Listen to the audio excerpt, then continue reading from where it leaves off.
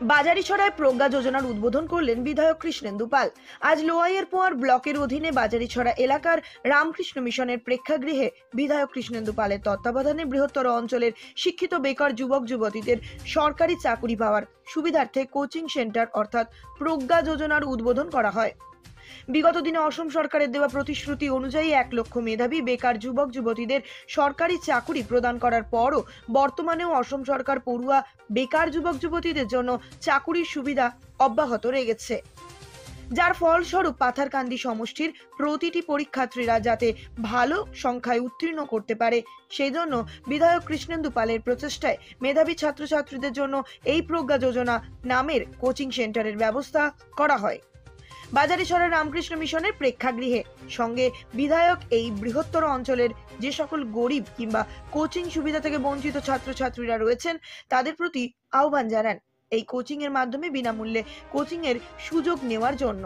আজকের এই অনুষ্ঠানে বিধায়ক কৃষ্ণেন্দু পালের সঙ্গে উপস্থিত ছিলেন লোয়াইয়ের পোয়ার মন্ডল সভাপতি ঋষিকেশ নন্দী, মহিলা নেত্রী হৈমন্তী ভাস্কর, কিষাণ মোর্চার জেলা সভাপতি অমিতাভ দে, যুব মোর্চার মন্ডল সভাপতি রামসকল কৈরি, বিজেপি দলীয় কর্মী পাপ্পু গোয়ালা সহ দলীয় কর্মকর্তারা। অনিমেষ দেবের রিপোর্ট, নিউজ অবিকল।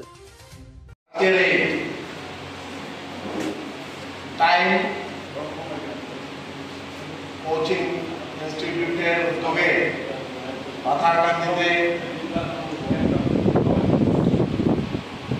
যেখানের মধ্যে আমাদের ফ্রি কোচিং এর যে ব্যবস্থা, ওনার টাইম কোচিং এর কর্ণধার মনপ্রায় বরদলৈ, মন্ডল সভাপতি ঋষিকেশ নন্দী মহাশয়, আমাদের করিমগঞ্জ জেলা বিজেপির সহসভানেত্রী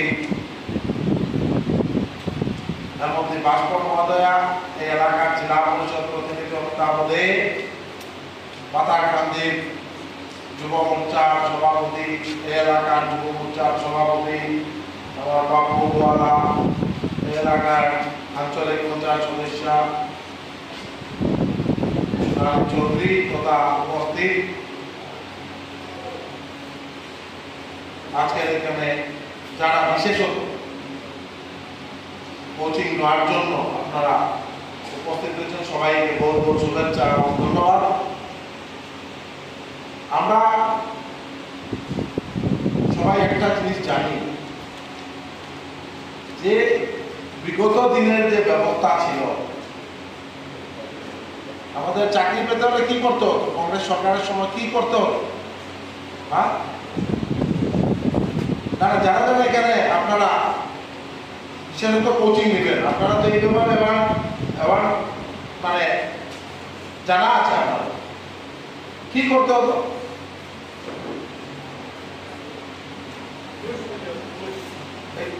প্রথম কোন নেতা, পাতি নেতা, মালিক নেতা, মন্ত্রী, এমএলএদের পিছে পিছে ঘুরতে হতো চাকরির জন্য, আগে না ঘুরতে হতো কিনা না।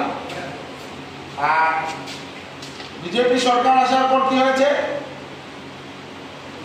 এখন প্রত্যেকটা ক্ষেত্রে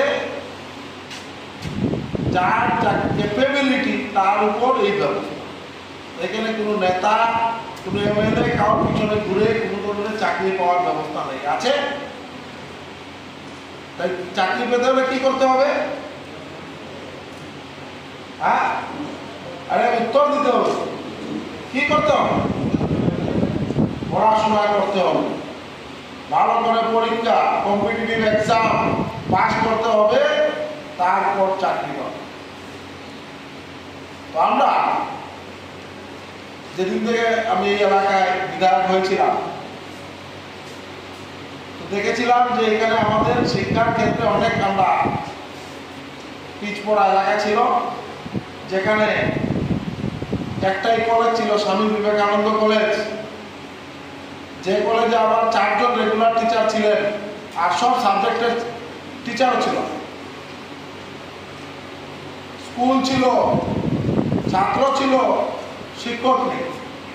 বিশেষত বালিপিপড়া টু ডেঙ্গানো এইসব এলাকায় এবং চা বাগান এলাকায় দেখেছি স্কুল ছিল